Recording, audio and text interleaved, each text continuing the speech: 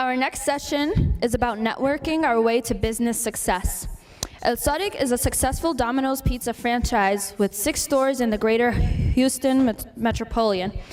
His company employs 147 team members. Its 6 general managers were recognized by Domino's Pizza several times with Sales Profits and Operational Excellence Awards in 2013. In 2013, Domino's Pizza in celebration in London awarded Elsadiq with the Distinguished Achievement Award of the International Franchise Association for his company achievements in 2012. Last year, we had our first conference, and it was a very good one because it served as an eye-opener. There was a lot of interest in business after the fact, and I received so many calls, but the majority were from women. The ladies were more interested in the business side of things. The guys were interested, but they didn't want to yank themselves out of the comfort zones that they're in. You know, women by nature, of course, they have the mother instinct, so they always want to secure the family's future. It's a built-in feature. So the questions I got from women were really valuable ones. The guys, on the other hand, got really discouraged when I said you will need 3-4 years to prepare for this, endeavor that you're going to get engaged, in. And the moment you say 3-4 years, you lose the male audience. They think 4 years to build your dream or get ready to start your dream was too long. I was criticized for saying that everyone can own a business by a friend of mine. He said, you're trying to make everyone a business owner, and that's not going to work out. Well, I still believe that each one of us can start their own business. Now, if you are earning $75,000 a year or more, you don't have to leave your job if you feel there is security there, which I believe there's no job security. But if you want to keep that job, there's also a business for you. There is what I call a vending machine type business. It's a business that really doesn't require you to quit your job. It's a business that will not bring you a lot of profits probably compared to a full-time business, but it's something you can do on the side to supplement your income.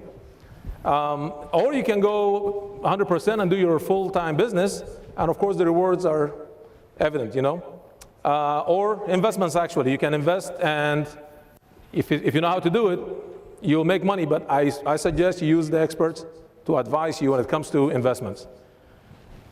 Last year we talked about the other communities, and they're successful, we're not, because we fail to network. We never network. We always, even when it comes to football, even when it comes to politics, we just like to work as individuals. We cannot work together. That's our weakness. But they had figured it out already. They network and they work together, and that's why they're successful. They operate as a group. They operate as a team, and they have figured out the system. Unfortunately, we're left behind. We have catching up to do, and it started last year, hopefully. SAPAA serves right now as a platform where we can really and truly bring in all the talents and everyone who's got young kids in the same room, and hopefully network our way to business success. I was very pleased to hear the young kid who was here asking the question, when do I start thinking about, right there, when do I start thinking about my future? When do I start building that future? All right? Our young engineer right there, we had a little chat during lunch. Keep an eye on this guy. He is going to make it. I guarantee it. It starts early. You can't wait, till it's too late to say, you know what, I'm going to do it. You got to start yesterday. All right. We are more educated. We heard it last year. As a group, we are more educated when compared to the Ethiopian community, even to the American, sector of 30,000. I think we used last year. We were more educated. But we have problems. We're not engaged. This system kind of seems to scare us. We don't want to be part of it. Home ownership is very low. I think 4.6% as of last conference.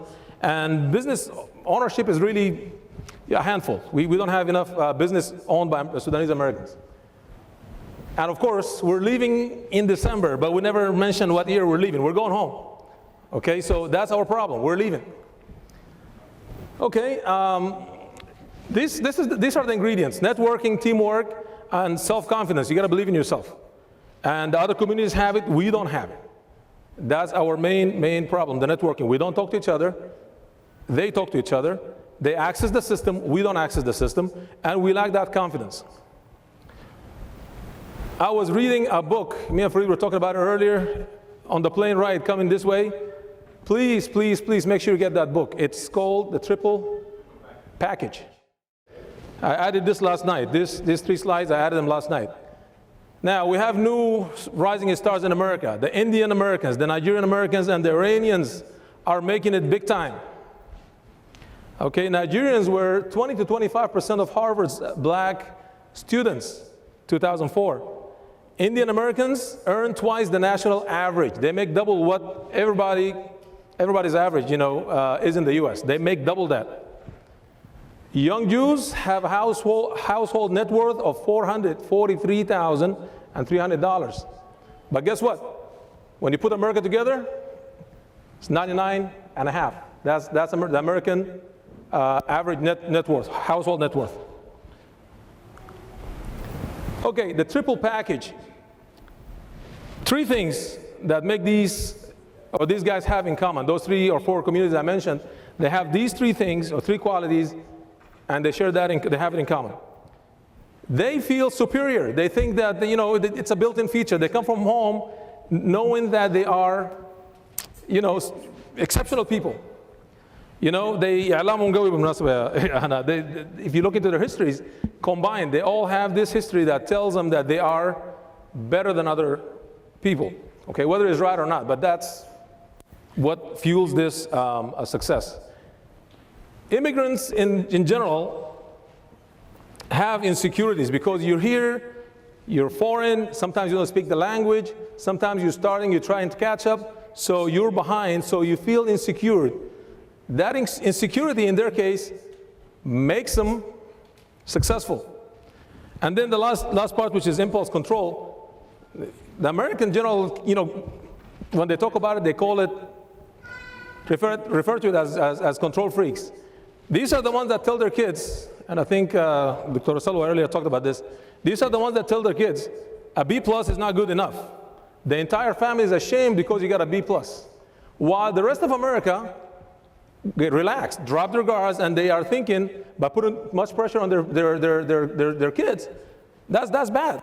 Psychology is telling them, hey, do other than that. But these guys succeed because they think a B+ is not good enough. It's what they talk about around the dinner table, and that's why they're successful.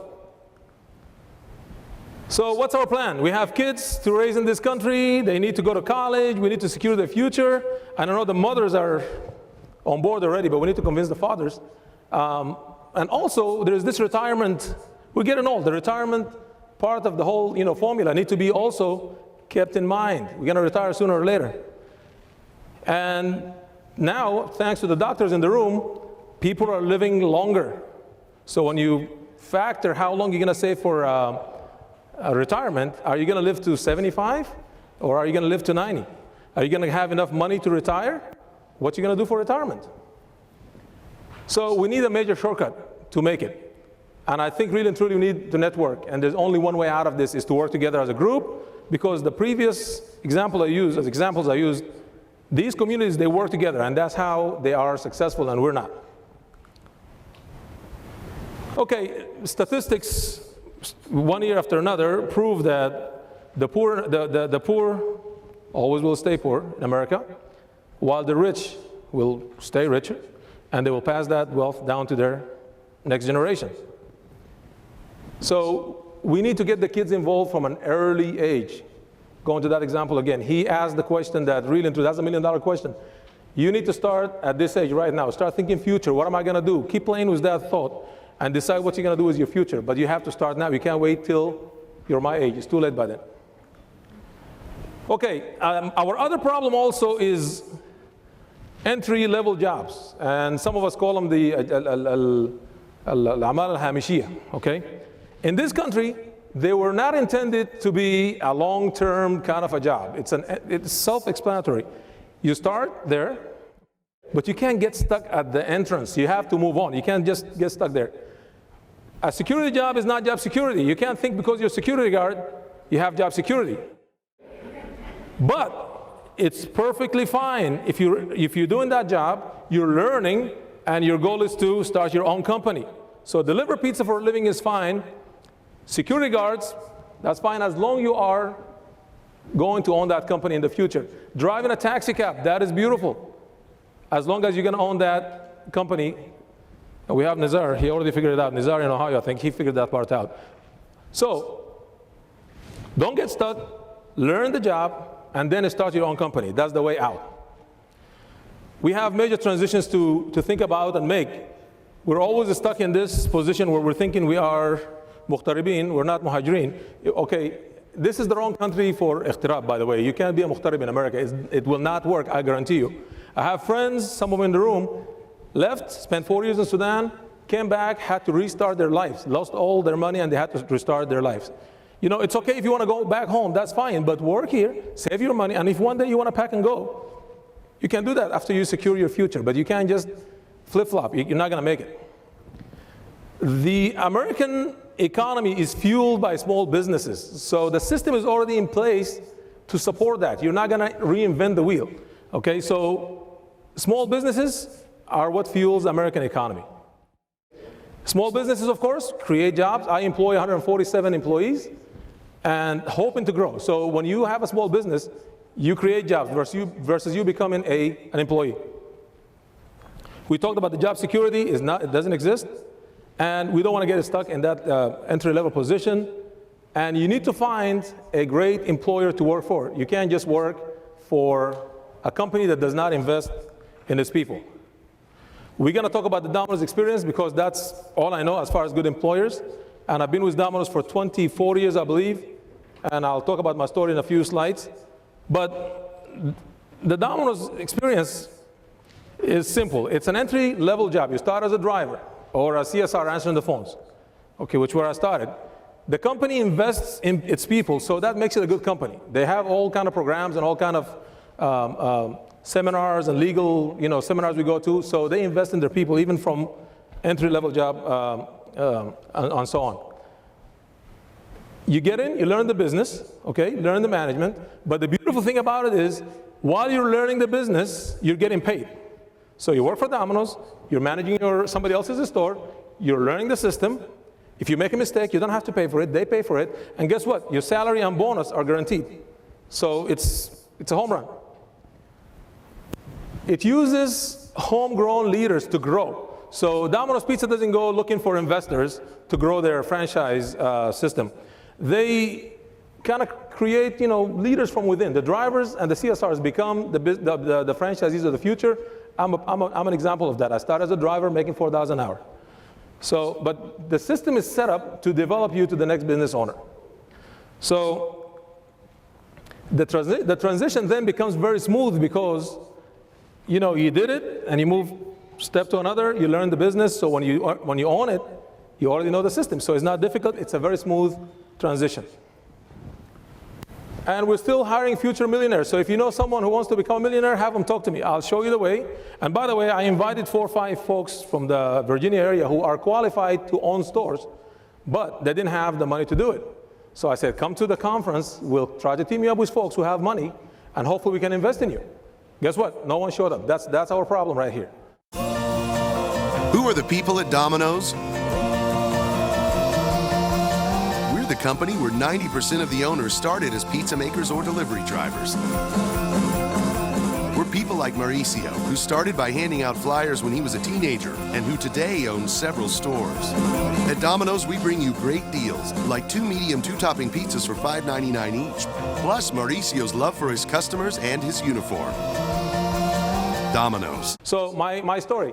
Came to New York City in '88, had $400 and big dreams. I agree with Summer. Dreams are nothing if you don't make them your, roadmap. You have to take your dreams and make them your roadmap to success. You can't just dream and think it's going to happen by itself. You have to, take action. Joined Domino's on August 16th of 1990. In 1995, I joined the management team. 97, managed the busiest store in America, and it was a residential store, so it was really a new thing that happened, a store doing $2.5 million in 1 year. That was great. And then manager of the year 2001, made my boss $560 a year, so $4.5 million in 8 years. Now look at this, he paid me $124,000 a year.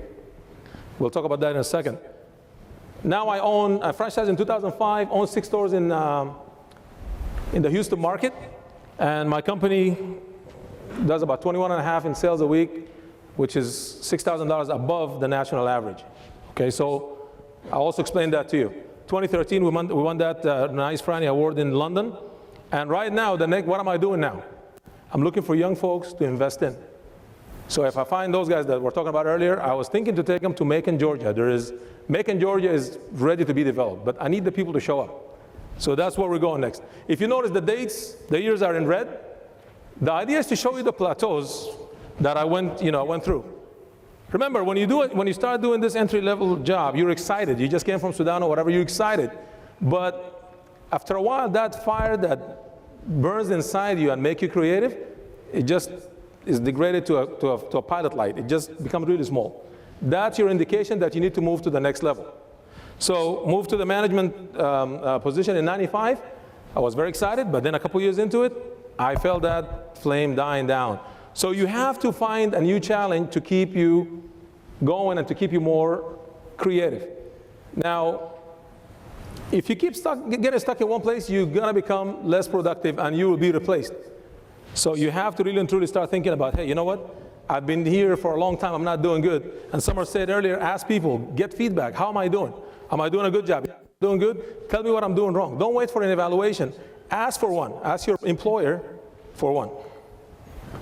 Now the excuses are, I don't have the money to start a business. Business is risky. True. It's very difficult to run, of course, and it's stressful. For the managers in the room, somebody's paying you money to stress on their behalf. Right now I got 6 guys, 4 guys and 2 girls. They're stressing out on my behalf. I'm here. I don't even answer my phone anymore. They got it. I pay them good. The lowest paid one is making $62,000. The highest paid one is making $91,000 a year. That's what I pay them to stress on my behalf. I don't take calls from customers. I'm not worried about that because I pay them to do that. So if you think you're a manager, you made it, think about it. Somebody is taking advantage of you. Now, my managers know what I just told you because I tell my managers, you have to move to the next level. And they wonder, why am I crazy? I'm doing good for you. Why do you want me to leave? Well, because to leave, you have to do good. Otherwise, Domino's won't let you franchise. You have to do good for me to be able to go start you on. So while 4 or 5 years it takes you to get your money together to start a business, I'm making money. And you should replace yourself before you leave.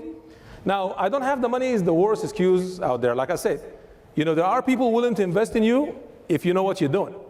But if you're not even showing up for the meeting, nobody's going to invest in you. That's my first sign that these guys are not serious. Also, there are companies that will give you money to start a Domino's Pizza business because right now our shares are like $73 a share. People are really and truly investing in this business, and it's a really low investment. You don't have to spend a lot of money to invest in Domino's Pizza. Okay, risk. Okay, what's more riskier than having a job? Your boss can have a bad night at home. He comes and fires you. Get out of here. What job security are we talking about? You need to really and truly start thinking, I'm really good at this thing. I'm going to start my company. I learned at this guy's expense. I'm going to start my company, guys. Forget this job security mentality. It doesn't exist. Okay. In this slide, I'm trying to compare your brain to a piece of land. Okay?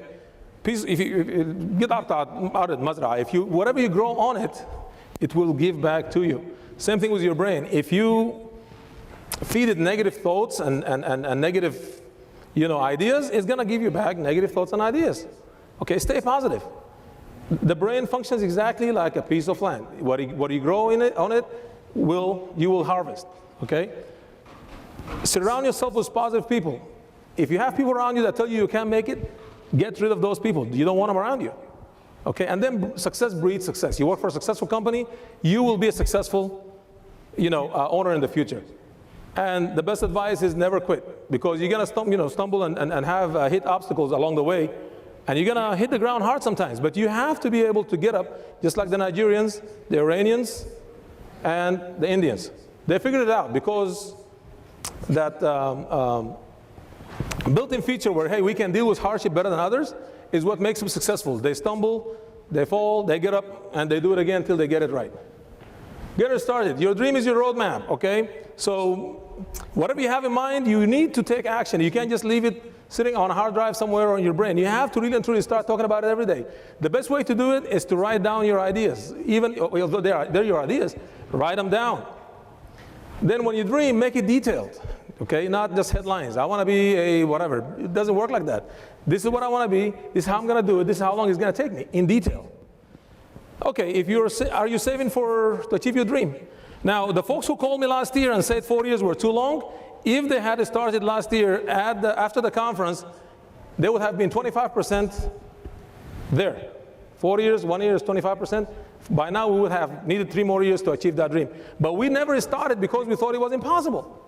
Start saving your money. Start today. But before you start saving your money, you're going to need an emergency fund, because if you will not make it, every time you need something, you're going to dip into your savings for your business. You have to start thinking, I got a couple $1,000s on the side just when the car breaks down, whatever I need for, that's an emergency fund. Okay, if you think I'm crazy, this is Warren Buffett, okay? This guy owns private jets that he leases to rich people, but you probably run into him riding, just probably coach with you somewhere on a flight anywhere. This guy hires a CEO for each of his companies. He do his due diligence, talks to him, and then he meets with that guy once a year, but every quarter he reviews the results and he sends him a letter to tell him how he did. He just barely got a cell phone. He didn't have a cell phone till recently, but he is smart. He is enjoying the wealth he's got, and he gives a lot to charity. Something that we don't have. We don't give back. We think that's, I don't know, something that we struggle with. You're supposed to give back to something. You're supposed to be part of a group, part of a community, and that's why those other groups are really successful. But these are his advices. Okay, you must raise the awareness. You need to know your numbers. Am I making enough? Am I saving enough? Okay, you need to share your goals with your family, the people around you, your employees. People need to know where you're going. When people know what you're trying to do, they help you get there. But if they don't know what your intentions are, you're just playing solo. Someone earlier talked about if you do more than 3 things, you're not achieving anything. Use the power of delegation. Delegate. Let people, train them and let them do part of what you want to do. Let them carry some of the weight. You can't do it by yourself. Be disciplined, okay? Not every time Apple comes out with an iPad, you want to buy that thing. You can't do it like that. Not every time you see a new car, you want to go trade in the car. You'll be stuck. You can't do that. Does anyone in the room knows the key to success? I know the key to failure. I don't know the key to success. I'll lie to you if I tell you I know it. The key to failure is when you try to make everyone happy. We do it. That's one culture we have. We try to make our family and extended family and even neighbors, we try to make everyone happy at the cost of you failing to achieve your dreams, at the cost of your kids not getting the best education because you're helping everybody else, but you're not helping yourself. You start with your close family, work hard, but plan with them. They need to know what you can afford, what you can't afford. You can't just give people what they think they're entitled to. And then leaders must make tough decisions. Sometimes along the way, you're going to have to make a very tough decision. I'm not going to buy that new car because it will interfere with my dream. I can't do it. Okay. If you're not saving 20% or more every time you get your check, you have a big problem. Okay? One of 2 things is happening. Either you're not making enough money or you're spending too much. You're living beyond your means. You have 2 solutions. Either you increase your income by getting a second job maybe on the weekend, or maybe you cut your expenses. So many of us have a cable bill that's $200 plus, but they work 2 jobs. You're not home. Why are you paying the cable company? You just need the local channels. Why are you paying $200? That's $200 closer to your dream every paycheck. Get rid of the cable if you're not using it. Keep track of your money. You need to know where your money is going. This will be available, by the way, guys, on the website. It's a little spreadsheet. It will tell you, the upper left corner will have your income, and then your right side will have the expenses. It will subtract from that, and it will tell you what percentage you're saving or how much you need to get you 20% or more. And every time you change it, if you exceed the 20%, it will turn green. If it's less than 20%, it will be red. The cell in the bottom will be red. I'm going to email this to whoever needs it. It's a simple Excel spreadsheet. But you need to know where the money is. If you cut dry cleaning, if you're not a banker, why you need dry cleaning? Okay, there's a lot of stuff you can buy that doesn't need to be dry cleaned. But if you need to go to work, wearing a suit, I understand. But so many of us are taking their, jeans to get dry cleaned. But you want to be a millionaire one day, you can't do that. Buy stuff that doesn't need the dry cleaning, take that off. And you should see the bottom line go higher and hopefully get you to the green. The cable bill, we talked about it. Rent. In business, I check my leases every year to see if I'm paying the right amount of rent or if I'm overpaying for rent. Sometimes I go to the landlord and say, hey, listen, time is tough, I can't pay you $2,000 a month, I need to reduce it. You can do the same thing. You gotta move to another apartment if it's too expensive. Hell, move to Texas, it's cheaper. All right, investing in our own. Half of the room, like I said last time, has the money and half of the room has the ideas. We can do this together. We don't have to go to the banks now. Wells Fargo's here.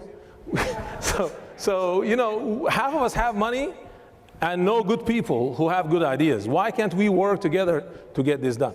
Okay? That's the easy way out. Networking is the cheapest way of this. You network with people, somebody will tell you, hey, there's a property here for sale. Somebody will tell you, hey, I didn't do it because I didn't have the money, let's go together, And that's our way out, networking. Continues to be the deal. Your reputation is very important. So if you come to me with an idea, I'm going to ask people, this guy came to me, is he a good guy? Does he borrow money, never pays back? You need to know people's credit. Are they good people? What's their reputation? You gotta look into that.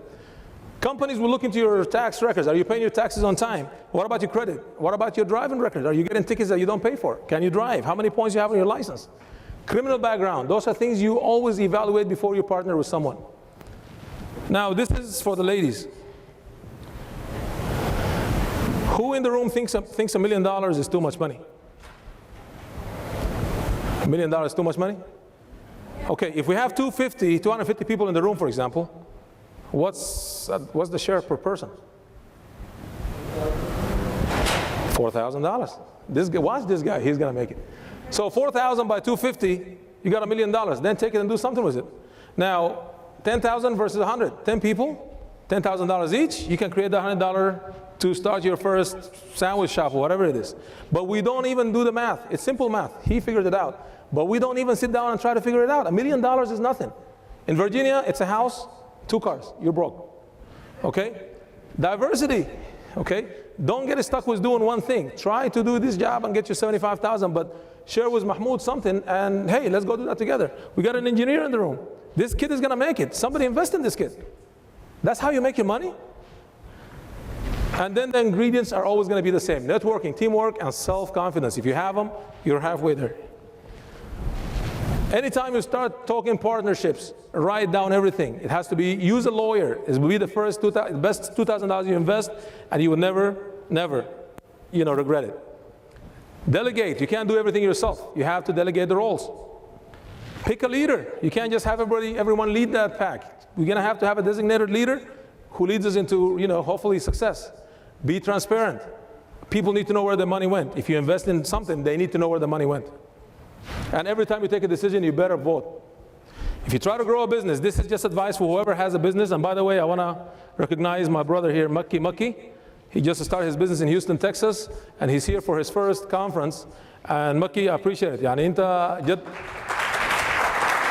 رفعت راسنا لأنه ناس قبالك كتير حاولنا نقنعهم بالحاجة دي ما عملوها فشكرا لك. But if you try to grow that business, ya Makki, do it slowly. Don't go open 6 more stores at the same time. One at a time until you're confident, and then you can build more stores.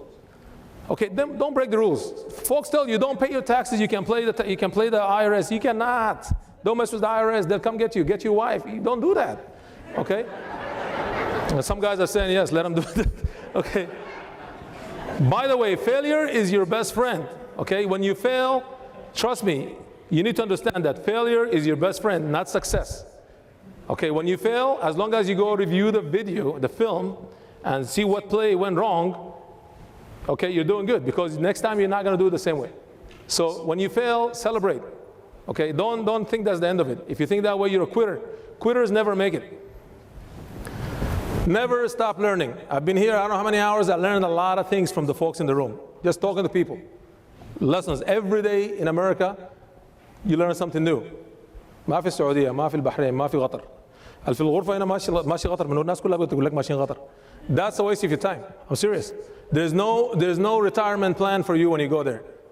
Don't do that. This is the place to be. And never celebrate too early. Maki, you're not done. You have a lot of work to do, so don't think you made it. I'm a business owner and start spending your money the wrong way. You have to be disciplined. Take your time when you spend your money. Leadership is an attitude. Sally probably knows this. Okay, it's not a position. It's an attitude. Okay? Train as if there is no finish line. You train, you train, you train, you train, and that's what they do for a living. Because if you think there's an end, there's a finish line, guess what? You're going to get beat by the next company. Small business getting started. Always stay ahead of the game. Don't wait till somebody else figures it out. We made that mistake at Domino's Pizza. We waited until Papa John's, created this platforms for online ordering, and now we had to work extra hard to catch up. We just barely beat them, but it took us like 5-6 years to do that. Okay, so don't invest money in the future of your company. Okay, hold people accountable. Create cultures. Now, you can't own a business and the wife calls you and say, hey, I need this beautiful tube, and you go open the drawer, buy the tube. It doesn't work like that. Pay yourself a salary, okay, and then decide, I'm the business owner, but can I afford that item? If you can't afford it, you got to make that tough decision. You're a business leader. Create cultures. Why cultures? Why not systems? Anyone in the room knows the difference between a culture and a system? What's that? Exactly, but it outlasts for a reason. If you create a system, you have to manage the system. But if it's a culture, it manages itself. You don't have to do nothing with it.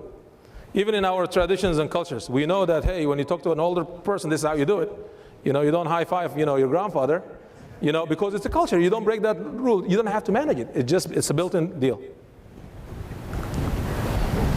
Don't drive yourself blind. I talked about it. Don't dip into the cash drawer. And unleash the power of people. That's what they do also. Let your people do the job. If you keep your people on the bench, they're never going to learn. They have to chip in. They have to carry some of the load. Otherwise, you're doing it all, but you're paying people. You have a big payroll, but your people are doing nothing and getting paid, and you're doing all the work. That's a good recipe for failure. And then invest in your people. Every year, I take my managers to Las Vegas. It's a $20,000 bill, but you know what? When they come back from that conference, they are excited. They do better for me. So it's a very good investment that I keep reaping the benefit of that every year. The difference, business owners create jobs. If you're an employer, you're a statistic. You secure your future. Self-satisfaction, because every time you do good, by the way, you feel good about yourself. You secure the future of the kids. You're doing very good for yourself.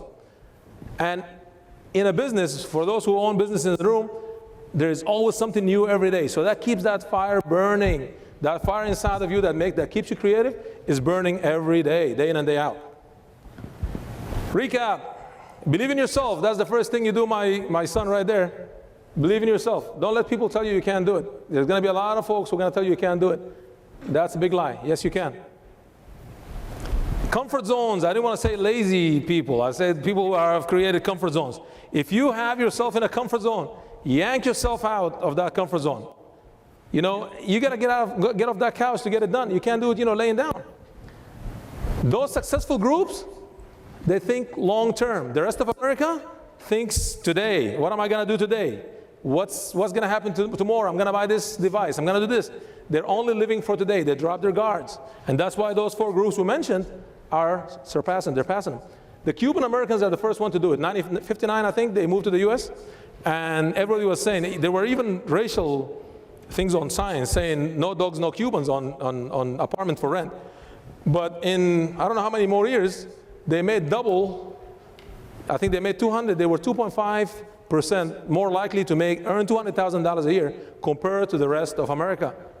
So we have to get that long-term thinking going on. Always have a plan B. Yeah, you work for that embassy. They pay you a lot of money. That's beautiful. But you need to have that rental property bringing you money on the side. This way, when they say, hey, we don't need you, now we can get the job done ourselves, that rental property can carry the bills for you. You always have to have a plan B. And the moment plan B becomes plan A, you got to come up with another plan B. You don't have to reinvent the wheel in America. It's already there. The system is there. You just have to follow what people are doing before you. And continue learning. That's all I can tell you. Every day is a new day. Continue learning. And that's all for me. Are we doing QA? By the way, If you haven't got it, get it. I was reading this on the plane. This is a must, Dr. Salwa. This is what you need. Talks about the kids not wanting that A, they prefer the C. Okay, but you need to get this. This is a must read. This is the book to read these days. What's the name? The Triple Package. It's a very good book. It's Amy Chua, C-H-U-A. Free. Questions?